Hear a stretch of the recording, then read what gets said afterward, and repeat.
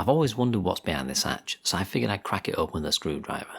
Turns out, it's just a hole.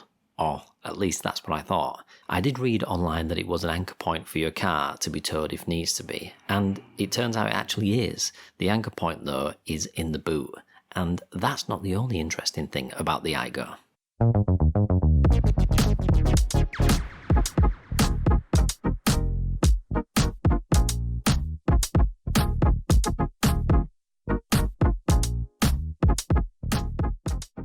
Let's start our tour with the steering wheel. Turning the MK2 Aygo on brings up all the warning lights. You don't need to worry about those unless they stay on after ignition. You'll see only the seatbelt warning light and the handbrake light should be on.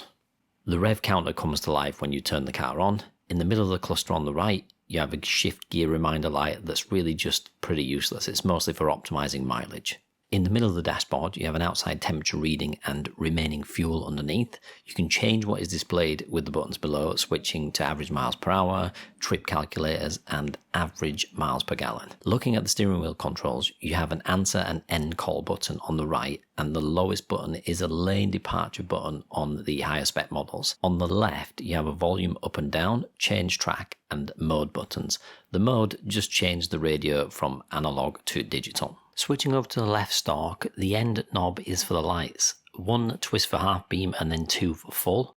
The middle ring here is to turn the rear fog lights on, and we can activate the fog lights by pushing the stalk forward. Then of course, moving the stalk up indicates right and down indicates left. On the right stalk is where you'll find the controls for the wipers. Lift it up and the wipers will flip on once. Move it down and that makes them intermittent. Doing it again makes them constant, and then doing it again puts them on the fastest mode. And if you need to wipe all of that bird poop off your screen, you'll just need to pull and hold the right stalk towards you to activate the water jets. The knob on the end of the stalk deals with the rear wiper. All you'll need to do is turn it once to put the wipers on, and then turn and hold it again, and that activates the jets. Now below the right stalk is one of my favourite features, cruise control. One press of the outside button turns it on, and you will know it's on because the green speedo symbol displays in the bottom left of the display. From there, moving the cruise control stalk down allows you to set the speed, and you can alter it as you see fit. You can quite easily cancel the speed you've set by pulling the stalk towards you. A little below and to the right of the cruise control stalk, you have the buttons for turning traction control on, as well as controlling the mirrors in all four directions, and these are done electronically. The space you see that isn't filled in is for parking sensors that come equipped on the higher end models, and then to the right of that you can control the brightness of the lights. Below that is the fuel cap switch that pops the fuel cap open when you need to refill, which won't be too often because this thing is very frugal. Before we head down to the footwell, you have one air vent on the right of the steering wheel that you can swivel round to fully close, and the driver's side door is pretty Spartan with controls for central locking. Sadly, there isn't an auto lock on this model, and controls for the driver and passenger side electric windows.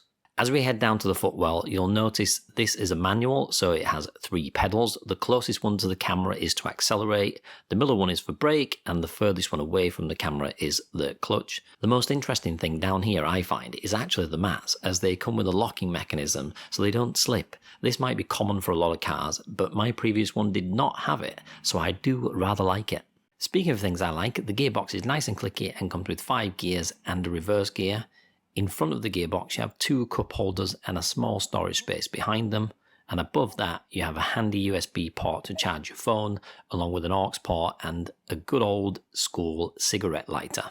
Above that cluster you have a cluster that controls the temperature with a hazard light above it, and the button on the right is actually a start-stop button for the higher end models. The main temperature knob in the middle controls the speed of the fans, with the outer rim controlling if it's hot or cold air that you want blowing at you. And you also have an AC and windscreen heater button for those cold days, as well as sliders and knobs below to control the air direction and if you want fresh or recycled air respectively. Above that is the infotainment screen, which I rather like. The bottom button on the right hand side is what switches between menus like setting the clock, the brightness and contrast of the monitor and the reverse camera, and you can also choose the audio source as well. The power button above that turns the radio on and acts as a volume button as well.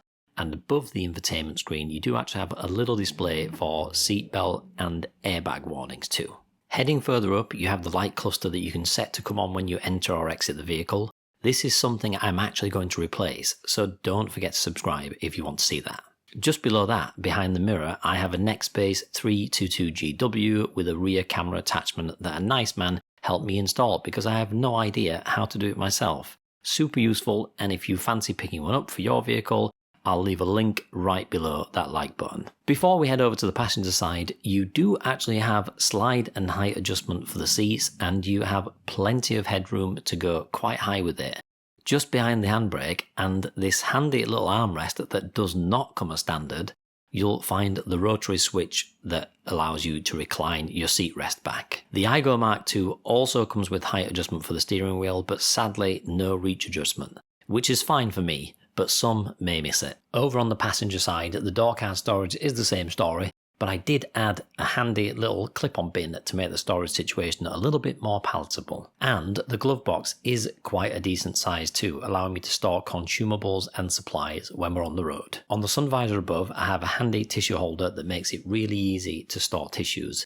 And it's in an easy to reach place as well, so when we go out to McDonald's or wherever, then we can just grab a tissue. And it does make good use of the already limited space in the Aygo. And while we are on the passenger side, this is where you'll find the lever to open the bonnet. Once open, there is a little slide mechanism in the middle of the bonnet that allows you to open it, and I have to say this is awfully fiddly and not easy in the slightest to open. There are no automatic struts on the Aygo either, so you do have to prop it up manually. The engine bay is actually really easy to work around, and you have access to pretty much everything you need. Most recently I've needed to fill the wiper fluid, so I'm familiar with that, and you do have the dipstick right in the centre of the engine bay, so if you want to check your oil levels, you can.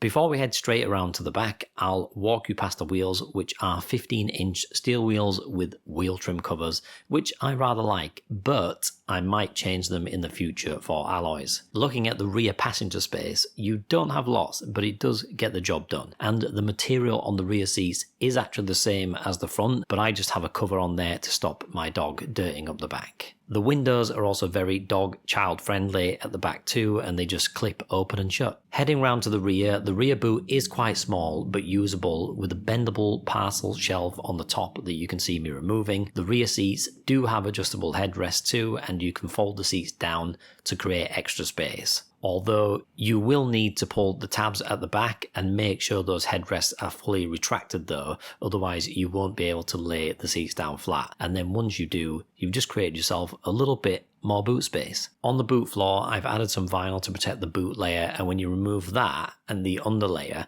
you gain access to the storage compartment under the floor. Now, all the newer Aygos don't actually come with a spare tyre, but instead come with a tyre repair kit, which is quite normal on all the new cars these days.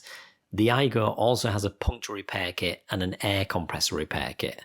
Let's hope I never need to use either of them. You also have a wheel nut lock and a tow bar that attaches to the front just in case you need to be pulled out of a ditch. And now that we're back around the front, that about wraps up the tour of my Aygo Mark II X-Play Edition, which I very much hope you've enjoyed. But this isn't the end, folks. If you want an idea of what it's like living with the Aygo, here's a video that shows my struggles. See you there.